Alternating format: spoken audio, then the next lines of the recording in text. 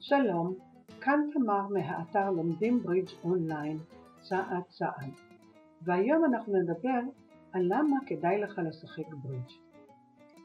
אם אתה מחפש דרך לצאת מהשגרה ולעסוק בתחביב חווייתי מעניין ומרתק, הגעת למקום הנכון.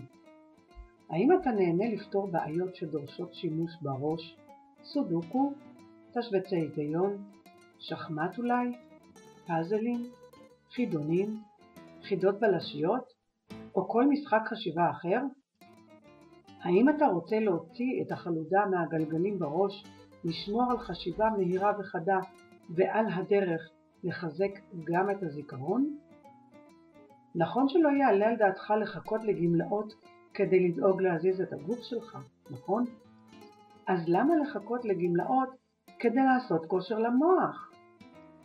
והכי טוב, גם לעשות ספורט לראש וגם ליהנות מחוויה של משחק מרתק ומאתגר, ועל הדרך לחזק את הזיכרון וגם לפתח חשיבה מהירה וחדה.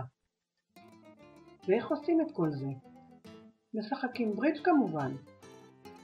כדאי לדעת שבמחקרים מדעיים נמצא שלשחקני ברידג' יש חשיבה מהירה וחדה יותר וזיכרון טוב יותר מאנשים שלא משחקים ברידג'. ידעת את זה? אבל המיתוס הגדול על משחק הברידג' הוא שברידג' משחקים רק פנסיונרים שאין להם משהו יותר טוב ומועיל לעשות. איזו טעות, איזו דעה קדומה, כמה חבל לחכות לגמלאות כדי ליהנות. הרבה צעירים ונוער לומדים בארץ את המשחק כבר בבתי הספר, וחוץ מזה, בכל גיל אפשר להתחיל. אני מזמינה אותך להיכנס כבר עכשיו לאתר שבניתי במיוחד בשבילך, כדי לאפשר לך ללמוד ולשחק ברידג' מהיום, מהבית, באינטרנט, בקצב שלך, בזמן שלך. לומדים ברידג' אונליין צעד צעד ומתחילים לשחק עכשיו. פוסטים, מדריך למתחילים וסרטונים נוספים באתר.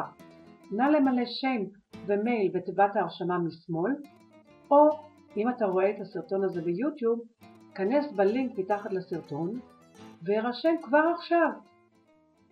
אז להתראות בשחק ברידג'.